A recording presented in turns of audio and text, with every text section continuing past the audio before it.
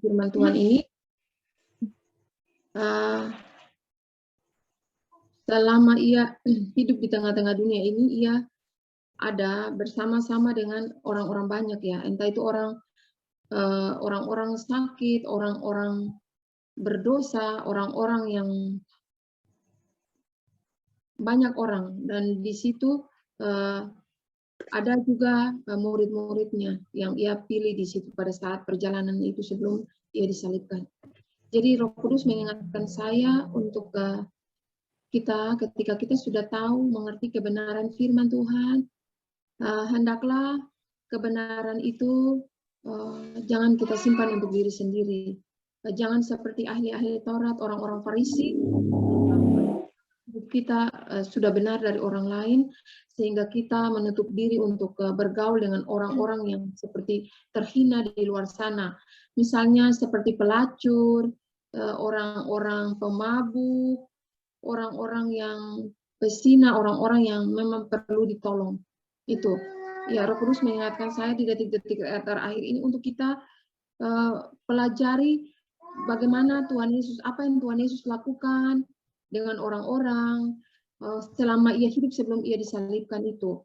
Jadi dari kemurnian, ketulusan cintanya itu, ia tidak pernah menutup diri untuk siapapun. Ia membawa kabar sukacita, ia melakukan mujizat, ia menolong orang, banyak hal yang ia lakukan.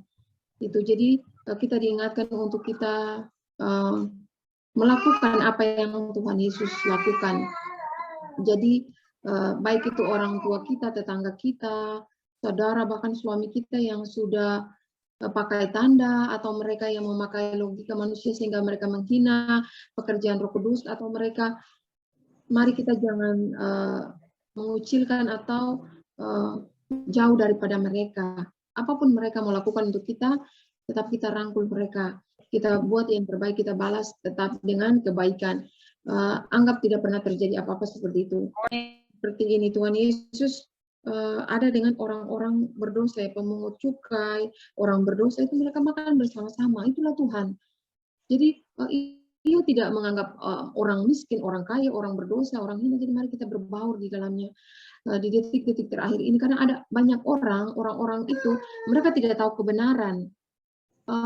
Jalan hidupnya itu mungkin kan kita tidak tahu mereka ini kenapa sampai mereka seperti itu. Jadi seperti Tuhan Yesus, ia berbaur dengan mereka sehingga ia tahu, karena bukan sehingga ia tahu, tapi ia kan Tuhan, jadi ia tahu. Jadi marilah kita berbaur dengan orang-orang ini, entah itu pelacur, pemabuk, apa yang bisa kita, orang-orang yang di lingkungan kita yang dekat, yang bisa kita misalnya diingatkan Roh Kudus untuk kita ada masuk di dalamnya. Kita masuk bersama, menyamar untuk kita melihat bagaimana kehidupan mereka. Itu seperti itu. Jadi kan dalam ayat yang ke-12 ini dikatakan Yesus mendengarnya dan berkata, bukan orang sehat yang memerlukan tabib. Ini kan orang-orang Farisi, ahli-ahli Taurat kan, mereka ini kan anggap mereka itu benar, mereka sudah belajar agama, mereka ini dijuluki orang-orang ahli-ahli kitab, sehingga mereka itu menganggap diri mereka benar, sehingga mereka tidak mau tercemari lagi, mereka tidak mau dengan orang-orang di bawah, orang-orang yang terhina, orang-orang yang terpinggirkan. Nah, tetapi kita diingatkan untuk kita diutus untuk kita merangkul orang-orang seperti ini. Itu yang Tuhan mau. Karena Tuhan Yesus katakan bahwa aku datang bukan untuk orang benar, tetapi orang berdosa. Bukan orang sakit yang orang sehat yang memerlukan tabib, tetapi orang sakit. Jadi ketika kita sudah tahu kebenaran, marilah bawa jiwa-jiwa sebanyak mungkin. Mari kita misalnya ada di kota atau di daerah yang bisa kita gapai, untuk kita masuk ke sana. Ada banyak itu orang-orang yang, ada orang-orang di tempat pelacuran, ada orang-orang yang memang perlu ditolong, orang-orang seperti itu. Yang saya lihat itu ada kesaksian kemarin-kemarin, itu ada seorang pelacur, penari itu, dia itu didatangi Tuhan itu, dia dan dia bertobat sehingga dia menginjil banyak jiwa-jiwa juga. Jadi dari perjalanan kesaksian Tuhan Yesus sebelum ia mati itu luar biasa.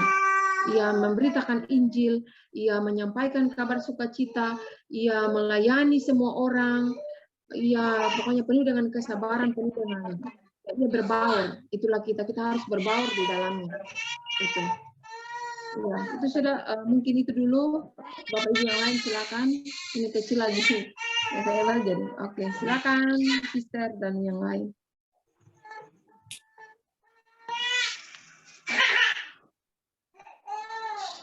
Di silent.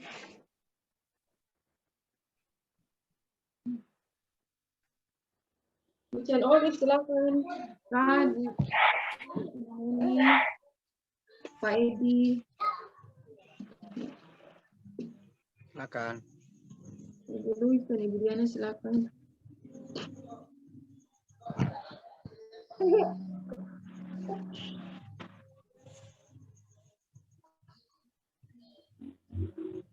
Silakan Ibu Diana, mungkin ada yang didapat dari pembacaan kitab.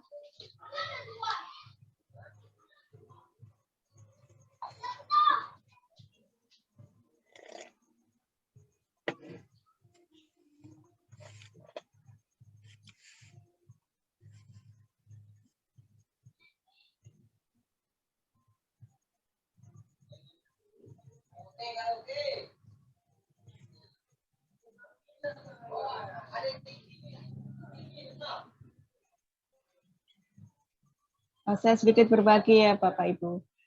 Di sini dikatakan orang Farisi itu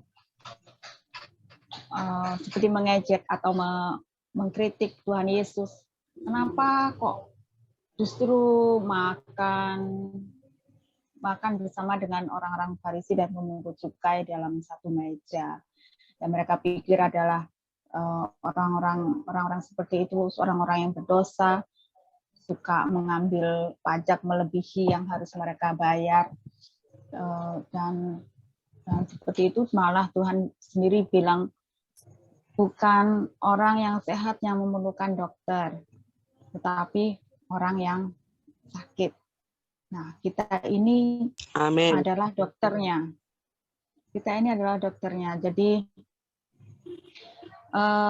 jangan seperti kita ini ya, kayak mau menolak dari orang-orang yang masih berada di dalam dosa. Kita nggak berani di dalam komunitas di sekitar kita banyak lah yang masih bergumul dengan dosanya, selingkuhan mungkin ya, perselingkuhan atau Bapak Ibu ya, narkoba mungkin, ataupun yang masih dalam hal bergumul mungkin bergosip atau banyak bercerita dengan hal-hal yang kurang tidak yang kurang memberikan manfaat pada kita. Itu kita jangan hindari. Kadang mungkin ada saat-saatnya kita masuk ke dalam komunitas tersebut, masuk di dalam kumpulan tersebut untuk memberitakan kebenaran Injil. Jadi bukannya kita bukannya kita mengikuti apa yang mereka lakukan, tapi pada suatu saat saya ikut mendekat kepada dia secara personal untuk kita bisa bicara dengan dia seperti teman saya ya. Saya masuk ke dalam dia. Kenapa sih kamu kok begini kehidupan kamu tuh kenapa? Mengapa kok begini? Iya ya, saya begini. Saya terjerumus dalam ada dosa perselingkuhan ya. Itu kemudian saya menasihati, saya mengatakan kalau itu tidak benar. Suatu saat kalian akan pastikan, suatu saat malah akan ketahuan dan juga akan menjadi masalah ke depannya dalam kehidupan mereka. Begitu. Jadi Begitu ya Bapak Ibu. Jadi kita jangan menghindari mereka atau itu urusan mereka, itu masalah mereka. Jangan dalam mereka itu dalam kebingungan. Hidup mereka itu dalam kebingungan, tidak ada pegangan dalam hidup mereka. Sehingga mereka ini dululah jalan yang ini dulu. Atau mereka tidak ada yang menolong mereka, menguatkan mereka. Itu kita inilah yang menjadi seperti yang dikatakan tabib, seperti kata Tuhan Yesus tadi bagi mereka. Itu saja. Itu saja Bapak Ibu. Jadi kitalah ini yang diutus ke tengah-tengah serigala. Ya kita inilah dombanya yang diutus di tengah-tengah serigala. Jangan sampai kita diterkam sendiri, tapi kita harus menyerang mereka. Karena kita ini berbeda, Bapak Ibu. Kita dikaruniai karunia yang berbeda. Kita punya kekuatan iman yang teguh. Setelah hal kita masuk ke dalam kandang itu tadi, kandang serigala itu tadi dengan berani. Karena kita ini domba di tengah-tengah serigala, bukan kita memakai badan serigala ya. Silakan Bapak Ibu yang lainnya mungkin ada rema atau renungan buat kita semuanya.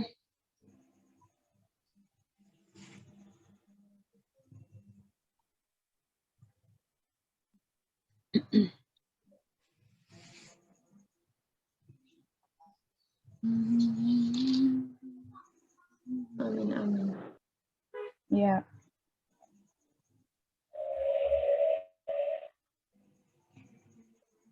Bu Ayu ya, silakan Bu Ayu.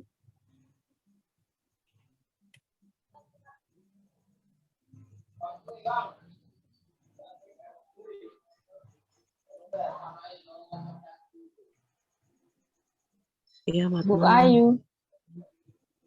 Ya, selamat malam Bu Olivia. Salam. Saya baru masuk. Saya boleh minta firman Tuhan tadi?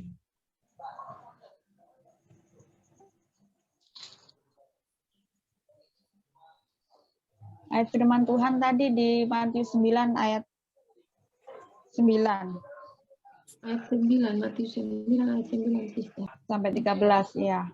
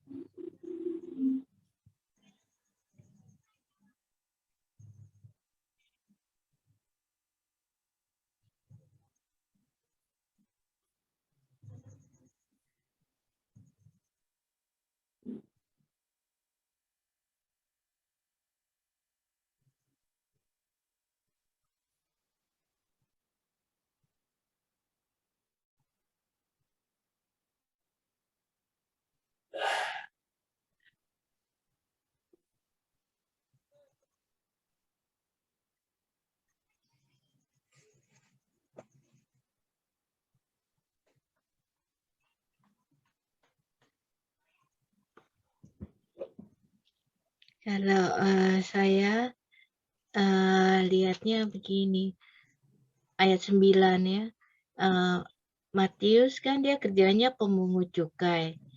Terus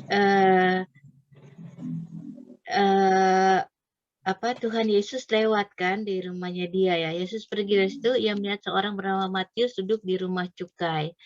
Lalu ia berkata kepadanya, ikutlah aku, kata Yesus sama Matius. Terus dia ini orang berdosa, dia nggak pakai mikir-mikir, maka berdirilah Matius lalu mengikut dia. Jadi nggak pakai mikir-mikir, ya udah dia ikut aja berdiri. Terus malah kemudian ketika Yesus makan, dia ajak Tuhan Yesus makan di rumah dia, malah dia buka pintunya, mengundang Tuhan. Iya, kadang kita udah ikut Tuhan, masih kebanyakan mikirnya ya. Matius saja orang berdosa, pemungut cukai, ikutlah aku. Dia langsung berdiri, langsung ikut. Jadi terima kasih kita dikasih kekuatan, Pucan Larina, supaya kita nggak usah pikir-pikir lagi. Yesus bilang apa, ikut aja udah. Terima kasih, Tuhan berkati. Terima kasih Bu Loisa. Terima kasih Bu. Sama Bucan. Terima kasih Bu Lisa.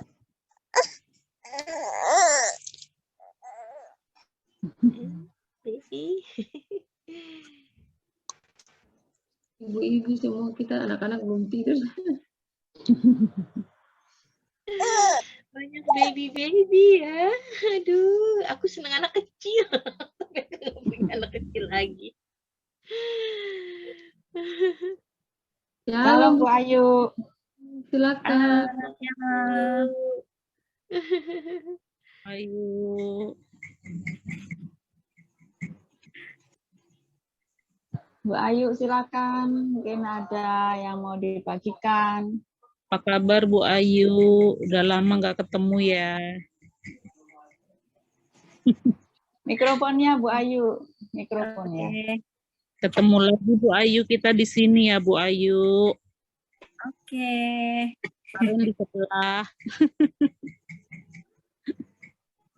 Ada kabar apa ini Bu? Aku mau menambahkan sedikit ya. Oke, halo. Iya, ya silakan Bu Ayu, dengar. Bisa dengar kami. suara saya? Ya, dengar. Aku mau menambahkan sedikit ya. Yang di Matius 9 itu yang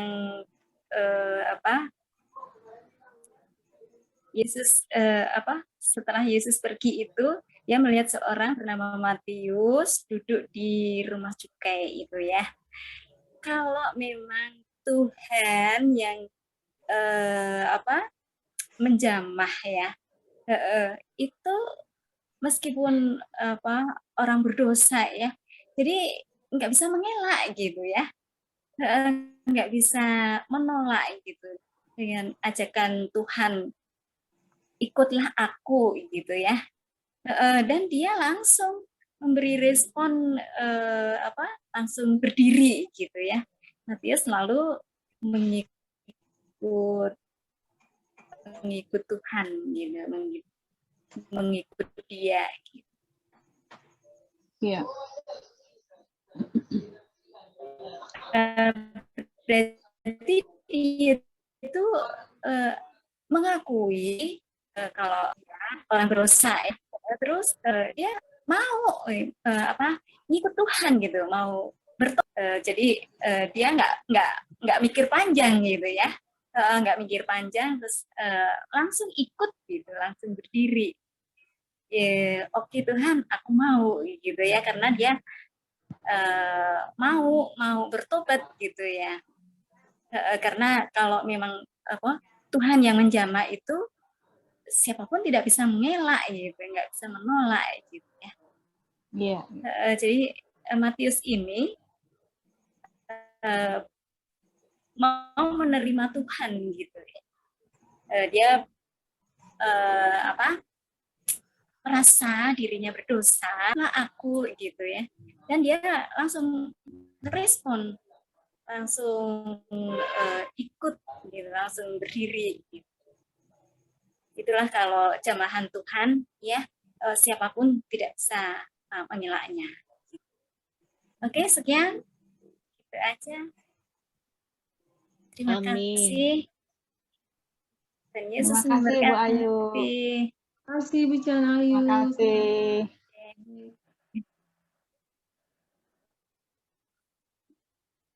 Ya Bapak Ibu, di ayat ini kita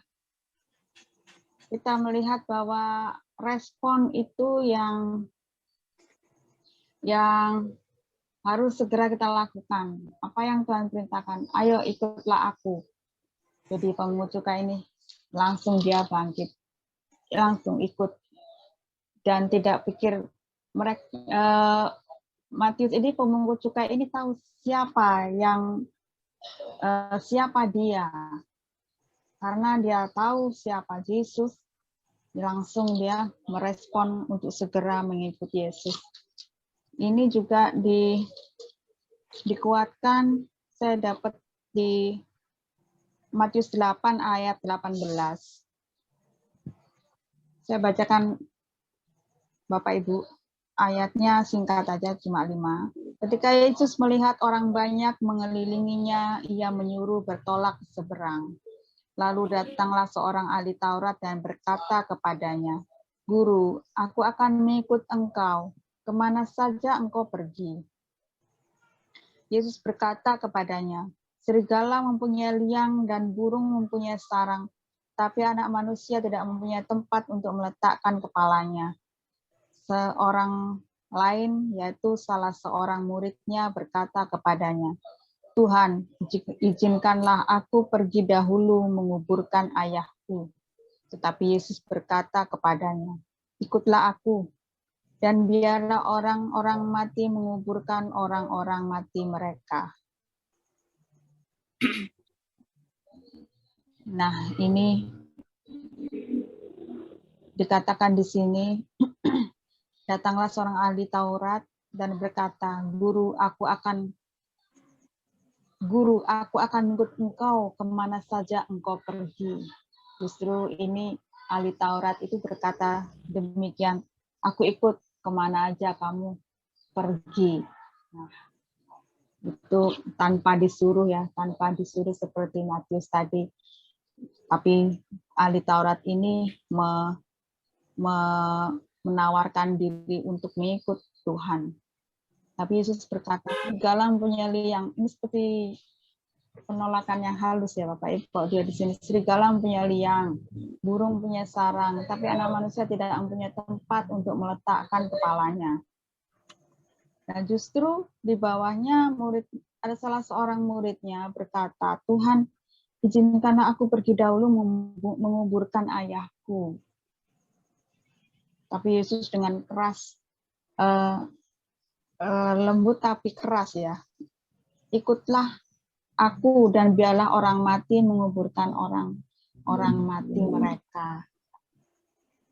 Nah, ini justru murid Yesus yang sebentar ya, saya masih mengurus hal-hal yang duniawi. Nanti setelah hal-hal duniawi selesai, saya baru kembali kepada engkau Tuhan. Sudah selesai hal-hal duniawi, nanti selesai itu akan datang kepada Tuhan, tidak. Dan itu seperti responnya ini ya, Bapak Ibu, mengutamakan Tuhan lebih dahulu. Kita sebelum memutuskan suatu perkara, harus pikir-pikir dulu. Duduk tenang, memikirkan berapa yang harus kita bayar untuk untuk mengikut Yesus, untuk mengikut Yesus. Seperti kita berperang, seorang raja nggak asal berperang aja mengerahkan tentaranya untuk pergi berperang, tapi dia harus duduk dan membicarakan dengan para menterinya untuk strategi perang menghadapi musuh. Jadi duduk memikirkan hal-hal berapa kira-kira bisa nggak kita memenangkan peperangan ini, berapa kekuatan yang kita punyai. untuk menghadapi perang itu.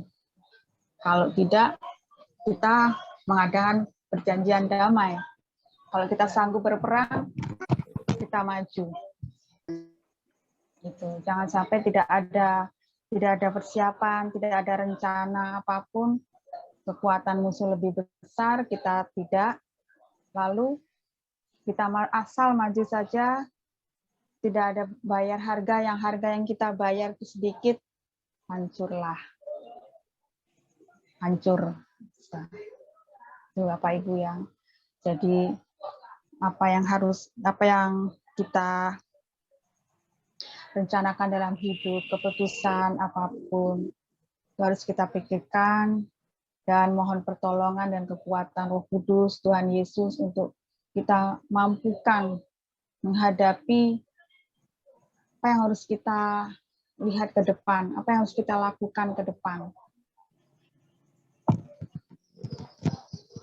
Gitu saja Bapak Ibu sharing saya. Silakan Bapak Ibu yang lain. Ya, Sedikit. malam ini saya mau sampaikan juga, ini 2 kali saya sudah lihat. Saya lihat mangkok cawan itu. Saya lihat mangkok cawan itu, dan saya melihat mangkok cawan itu seperti yang ada di Pak Aditya punya cawan itu.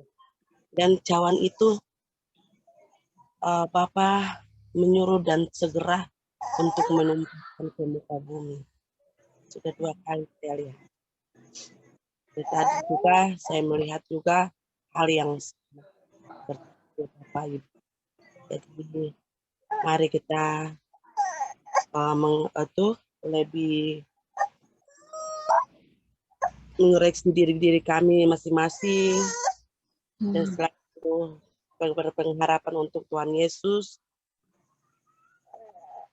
Kita pegang teguh atas janji-janjinya, karena firman itu ya dan amin. Janji Tuhan Yesus itu ya dan amin. Jadi kita tidak usah khawatir. Intinya kita masing-masing benahi diri kita masing-masing. Kalau kita sungguh-sungguh dengan Tuhan. Seperti Amen. itu aja.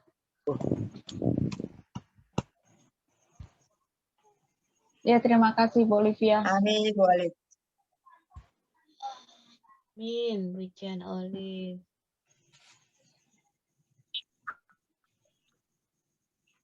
Ya, Bapak Ibu, Pak Aditya sudah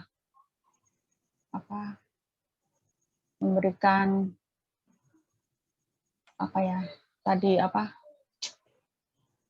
cawannya, pokok cawan, maksudnya Pak Olive sudah mengabarkan bahwa cawan murka Allah sudah dicurahkan.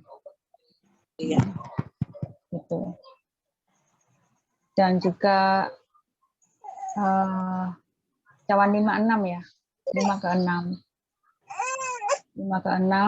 dan beliau mengatakan juga curahan kasih sayangku masih tetap dicurahkan. Jadi selain murka itu, jadi kita anak-anak Tuhan juga tidak usah takut ataupun berkecil hati. Kasih karunia Tuhan, curahan Tuhan masih tetap bersama dengan kita. Asal kita ini jangan lupa meninggalkan Tuhan, mohon perlindungan kepada Tuhan dengan segala kerendahan hati kita. Karena curahan Tuhan itu murka Tuhan karena tercurah, karena melihat dosa-dosa kita semakin menjadi-jadi, melihat apa yang manusia-manusia ini semakin tidak baik perilakunya. Jadi yang kita ini yang mematuhi firman Tuhan, yang berharap penuh kepada Tuhan, terus-menerus melakukan pertobatan, curahan-curahan kasih sayang Tuhan itu masih tetap dicurahkan, masih tetap diberikan kepada kita. Saja. tambahan Amin. ya Bapak Ibu. Bapak Ibu ada lagi? Ada yang ingin disampaikan sebelum kita akhiri?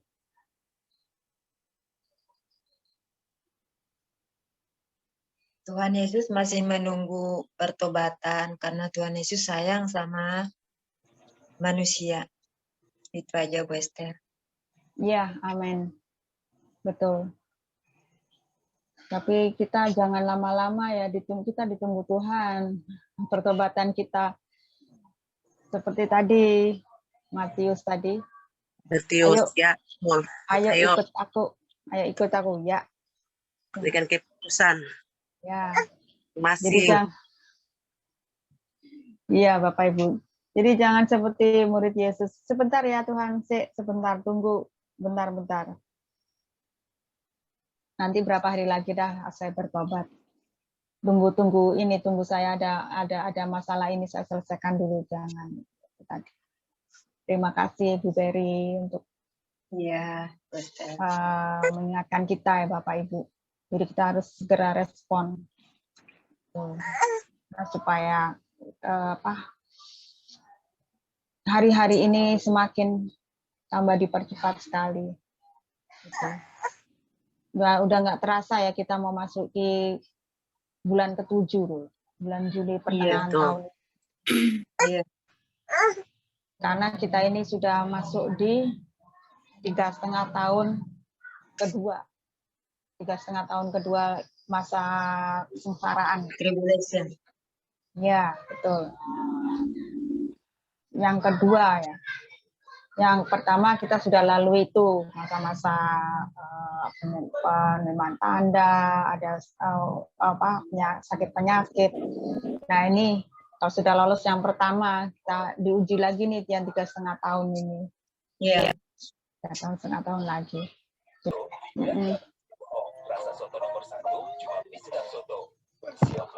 Nah hari ini sudah banyak sharing.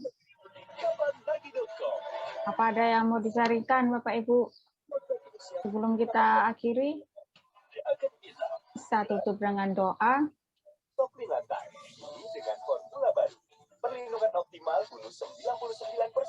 Ayo Bu Esther, akhiri aja, mulai udah malam. Ya, boleh ya. Mari Bapak Ibu kita akhiri doa malam pada malam hari ini. Kita berdoa.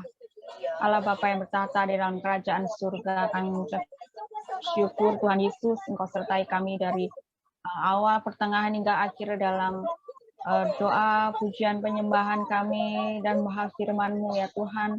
Biar kami Tuhan menjadi pelaku-pelaku firman-Mu. Biar apa yang Kau taburkan firman ini Tuhan tertanam di dalam hati kami.